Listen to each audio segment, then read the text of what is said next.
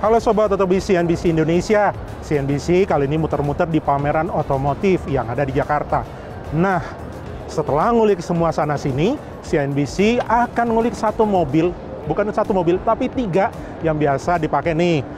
Pejabat, orang kaya, yang mau kampanye, dibukain di depan lobi, apalagi dihormati nama security. Pokoknya kita akan kasih review lengkap buat Sobat Otobis, mau milih yang mana.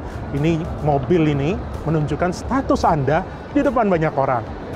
Nah, di belakang saya ada penantang Alphard namanya MG Maxus 9. Tapi sebelum itu, saya tos dulu deh kepada Dina Gurning yang katanya juga nge-review mobil-mobil lainnya yang khusus untuk Anda yang ingin jadi pejabat atau caleg di 2029. Dina Gurning, toast to you. Dan ada saya juga Dina Gurning yang akan mereview Toyota Velfire HEV. Dan ada juga rekan saya. Halo Sobat Otomotif CNBC Indonesia. Kali ini saya Ferry Sandi ada di ajang Indonesia International Motor Show 2024 atau IMS. Dan kali ini di belakang saya persis ada mobil yang baru diperkenalkan Indonesia dan menjadi pesaing berat mungkin nantinya ketika sudah rilis dari pesaing Toyota Alphard, yaitu BYD Denza D9. Jadi bentukannya juga sangat mirip dan sepertinya pabrikan Cina ini cukup agresif ya setelah merilis BYD Alto 3, Seal dan juga Dolphin. Jadi kali ini ada mobil baru MPV premium yang mungkin akan diperkenalkan Indonesia dalam beberapa waktu ke depan. Eits, tapi tenang dulu ya rekan-rekan saya, Leon dan juga Ferry, karena saya duluan di giliran yang akan mereview produk punya saya yang sering disebut-sebut sebagai Alphard KW. Langsung aja, karena sekarang kita memang lagi ada di pameran yaitu Gias 2024. Saya akan ajak Anda untuk melihat langsung yakni bisa dibilang salah satu produk terbaru milik Toyota yang sebenarnya produknya sendiri semua orang udah tahu lah ya, tapi Toyota sendiri membuat versi terbarunya yakni versi hybrid, yakni Velfire.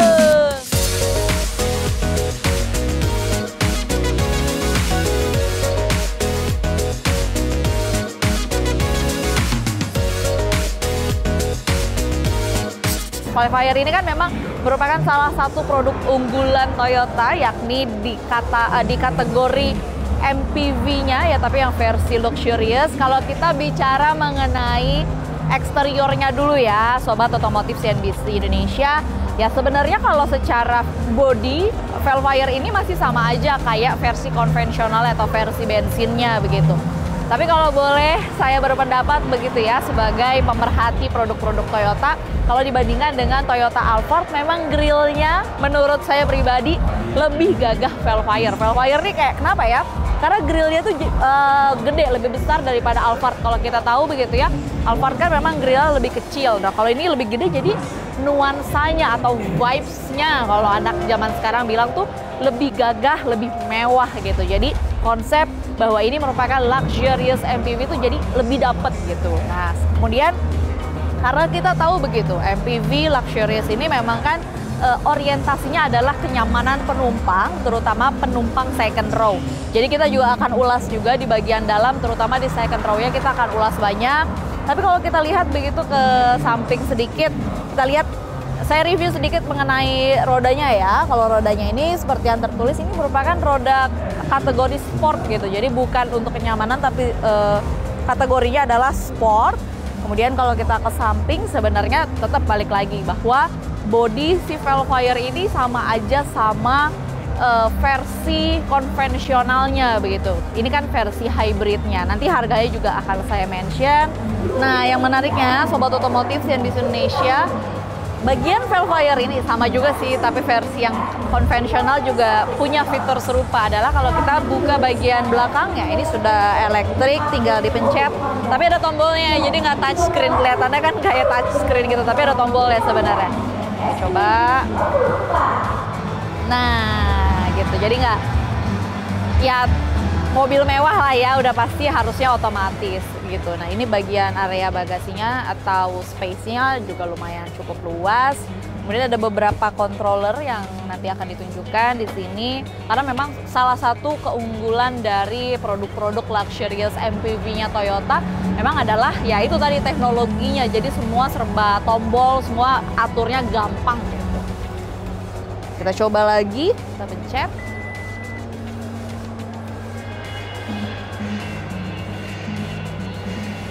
Oke, itu tadi bagian belakangnya ya. Nah, meskipun memang kita tahu Velfire ini merupakan salah satu produk yang orientasinya adalah penumpang atau untuk second row-nya begitu. Bahkan ditulis di sini adalah executive lounge gitu ya. Nanti kita akan coba ulas di bagian executive lounge-nya itu.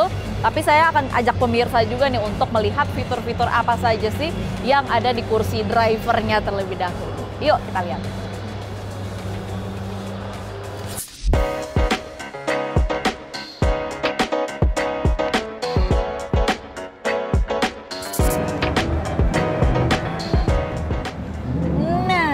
Pemirsa Otomotif CNBC Indonesia, ini adalah driver seat dari Velfire versi hybrid begitu ya. Memang begitu masuk untuk harga di atas 1,5 miliar sesuai ekspektasi lah. Semuanya serba mewah, vibes-nya tuh langsung kayak teknologi, modern, dan lain sebagainya begitu. Kalau kita lihat ke bagian detailnya, sebenarnya secara interior ini nggak terlalu jauh sih dari Alphard. Kalau pemirsa punya kesempatan untuk melihat bagian dalamnya Alphard, kan memang serba hitam gitu ya. Nah, Velfire ini kayaknya produknya juga Toyota lumayan bereksperimen, yakni lewat aksen-aksen mokanya yang sebenarnya oke juga gitu. Tapi yang justru saya suka, nanti akan dikasih lihat detailnya, yang begitu masuk adalah ini ada aksen kayu tapi dikasihnya tuh kayak yang di bagian-bagian yang strategis gitu loh. Jadi nuansa mewahnya tuh dapat banget. Di setir juga ada begitu aksen kayu dengan motif yang menurut saya sih cantik banget. Kemudian kalau kita lihat memang kan Alphard dan juga Velfire ini kan memang terkenal cukup boros begitu kalau penggunaan bensinnya. Makanya kenapa produk HEV ini jadi menarik, karena kita tahu begitu ya, mobil HEV ini kan terkenal dengan menghemat bensin, yakni dengan sistem menggunakan bahan bakar listrik tapi diambil dari gaya kinetik dari kendaraannya itu sendiri. Jadi bukan yang versi charge. Kalau versi charge itu kan plug-in electric vehicle gitu. Kalau yang hybrid ya udah dia dengan gerakan roda menghasilkan gerakan listrik untuk menghemat si penggunaan bahan bakar si mobil itu gitu. Kalau kita tahu begitu, tadi saya sempat searching kalau Alphard itu perbandingan penggunaan bahan bakarnya 1:6 atau 1:8. Jadi 1 liter bensin adalah untuk jarak tempuh sekitar 6-8 km, which is sangat boros menurut saya sih begitu. Nah, si Velfire produk terbaru ini, Velfire yang bensin juga sama 1:6 hingga 1:8, tapi karena ada teknologi hybridnya ini, si Velfire sekarang jarak penggunaan bensinnya adalah 1:16. Jadi hampir 2 kali lipat begitu ya penghematannya. Tapi tetap balik lagi, kalau hybrid ini kan memang konsepnya lumayan rancu penghematannya. Kalau kita penggunaannya di kota yang katakanlah macet, kalau macet kan gerakannya jadi minim ya pemirsa, jadi penghematan listriknya pun jadi berbeda kalau kita gunakan di tol atau yang di jarak tempuhnya jauh dan juga tidak macet gitu, yang perjalanannya panjang pasti jauh lebih hemat begitu. Kemudian kalau kita lihat fitur-fiturnya, memang mengingat mobil ini adalah passenger oriented gitu, comfort atau kenyamanan passenger adalah yang utama. Di bagian sebelah kanan ini kontrolnya sudah serba elektrik begitu. Kemudian di sebelah dashboardnya ini juga semuanya udah digital, udah nggak ada lagi dah analog-analog, serba digital semuanya. Headboardnya ya sama sih sebenarnya sama Alphard, tidak ada yang gimana-gimana, berbeda-berbeda. Audionya juga sudah bekerja sama dengan JBL, salah satu audio yang juga sangat unggul begitu kualitasnya. Kemudian untuk informasi pemirsa, kalau ada yang belum tahu bahwa memang Alphard dan juga Velfire ini bahkan kontrol kursi di penumpang itu ada di area driver. Makanya itu balik lagi kan, orientasinya adalah bagaimana kenyamanan si penumpang. Bahkan jadi kalau penumpangnya minta tolong ke driver gitu kan, tolong dong tegakin kursi saya, ya bisa dari sini gitu ya. Tetap balik lagi tadi, emang ini bukan mobil buat kaum mendang-mending lah ya dengan penghitungan BBM, karena mengingat mobil ini pastinya kan digunakan dengan orang yang akan duduk di area passenger alias harus punya driver sendiri. Nah itu kurang lebih di bagian driver begitu. Kita akan ulas lebih banyak di bagian passengernya yang katanya executive lounge. Kita coba ya.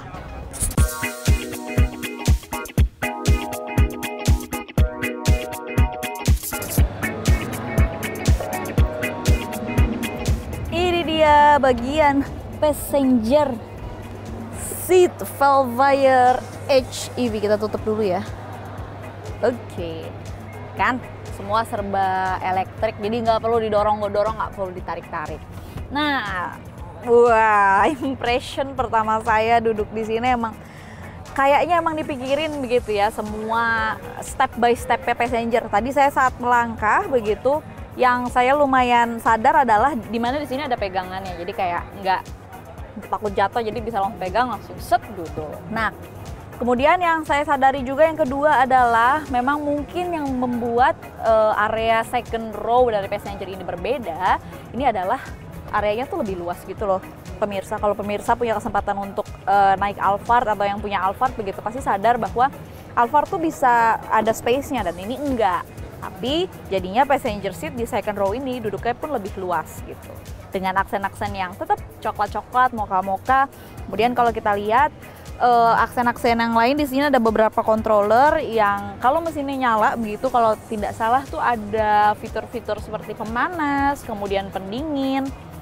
Kemudian kalau kita lihat di sebelah sini yang juga lumayan spesial, yang sering disebut-sebut mirip seperti produknya yang lain, head to headnya yang lain, yakni Lexus LM begitu, yang punya versi hybrid juga, adalah si Velfire ini punya meja, jadi kayak di pesawat gitu loh pemirsa. Terus yang spesial lagi, ini yang saya agak terharu gitu sebagai perempuan, mejanya ada kacanya pemirsa. Jadi buat yang cewek-cewek misalnya atau yang laki-laki punya istri gitu kan, kalau istrinya mau dandan ini bisa banget di sini, sangat amat membantu banget gitu. Approve lah saya sebagai perempuan. Kemudian kalau kita lihat juga fitur-fitur dasar yang ada di sebuah mobil, contohnya misalnya kayak cup holder gitu. Cup holdernya juga lumayan banyak tersedia, ada satu yang kelihatan di saya ya. Ada 1, 2. Kemudian di sini juga ada tempat handphone, jadi nggak cuman cup holder atau tempat buat taruh gelas aja, tapi buat tempat handphone juga mereka pikirkan gitu detail-detailnya. Nah kalau sobat otomotif CNBC Indonesia bertanya-tanya gimana terus naik lewat belakang, kan nggak ada pintu belakang juga gitu kan. Nanti akan kita coba tunjukkan begitu, kursi ini sudah secara elektrik bisa dimajukan gitu. Nanti ada tombolnya di sebelah kanan dan juga kiri si second row-nya, jadi bisa maju. Jadi si passenger masuk lewat belakang kursi-kursi ini. Kemudian fitur-fitur yang menarik yang lain adalah di sebelah sini ada beberapa controller, ada beberapa tombol, salah satunya misalnya roof shade, ini yang bisa dibuka tutup begitu kan. Jadi ini versi tertutup, ini versi terbuka. Kemudian ada lampu baca, di sini ada blower juga, ada AC juga. Jadi AC-nya ada 1, ada 2 di bawah begitu. Sebutannya mungkin triple blower, saya juga kurang tahu istilahnya kalau AC-nya di atas. Bahkan di belakang juga ada AC. Kemudian yang saya tahu juga lumayan menarik, di sebelah kaki penumpang ini ada plug-in listrik, yakni bukan yang USB tapi yang Type-C. Jadi benar-benar mengikuti teknologi lah ya, karena kan memang handphone zaman sekarang source-nya ini banyak yang Type-C. Kemudian kalau kita lihat di sebelah sini begitu, nah ini ada colokan listrik, jadi bukan cuma USB tapi listrik. Ada HDMI, jadi kalau misalnya ada yang hobi nonton film atau main PS begitu, nanti ini layarnya di atas bisa dibuka untuk sambil main PS. Nah itu, balik lagi kan, memang Velfire dan juga mungkin Alphard ya, sangat passenger oriented, terutama yang di second row. Jadi fasilitas yang sama itu tidak bisa ditemukan di third row atau di baris ketiga begitu. Memang utamanya adalah di second row ini dengan segala fitur-fitur yang mewah, dan juga teknologi yang tinggi. Kurang lebih demikian review di second row passenger di Velfire HEV. Ya, itu tadi review saya terkait dengan produk terbaru Toyota yaitu Velfire Hybrid Electric Vehicle ya. Memang sebenarnya nggak terlalu jauh ya dari versi lamanya. Nah, kalau kita bicara soal harganya, Sobat Otomotif CNBC Indonesia, kita tahu begitu ya, MPV luxuriousnya Toyota ini kan memang terkenal dengan harga yang sangat tinggi, bukan buat kaum mendang-mending kayak saya gitu. Karena rata-rata harganya adalah di atas 1,3 miliar. Kalau kita tahu Velfire versi BBM, versi bahan bakar minyak begitu, harganya adalah 1,3 hingga 1,4 miliar rupiah. Begitu juga dengan Alphard yang range-nya nggak jauh berbeda, 1,3 miliar rupiah. Nah, yang versi hybrid ini, begitu, Velfire Hybrid Electric Vehicle, kalau kita lihat di websitenya Toyota, harganya adalah 1,8 miliar rupiah, begitu. Disebutnya dengan 2.0 HEV type dari Toyota Velfire dengan sejumlah fitur-fitur yang memang sudah kita lihat tadi. Kemudian kalau warnanya sendiri kita lihat di website, kalau ini ada yang warna hitam, ada juga yang warna putih, begitu. Jadi cuma ada dua warna ya pemirsa. Kemudian kalau kita lihat secara torsi atau secara kekuatannya, ini adalah torsinya adalah sebesar 239 Nm dengan power berkapasitas 140 kW begitu. Nah, itu adalah kurang lebih dari fitur-fitur atau dari torsinya. Tapi mengingat memang ini adalah hybrid electric vehicle, berarti memang ada beberapa kompartemen atau spare part yang harus di make sure juga terkait dengan perawatannya. Nah, gimana pemirsa CNBC Indonesia, apakah tertarik untuk membeli mobil ini dengan harga 1,8 miliar? Mengingat memang tujuannya memang bukan buat menghemat biaya atau cost BBM ya, meskipun hybrid. Mengingat kalau kita naik mobil ini kan ya harus pakai driver. Kalau harus pakai driver, which is cost juga. Jadi walaupun BBM tetap hemat, tapi ya operasional biaya mobil ini ya tetap tinggi. Bukan buat kaum mendang-mending alias buat yang mungkin memang sudah punya budget yang sesuai.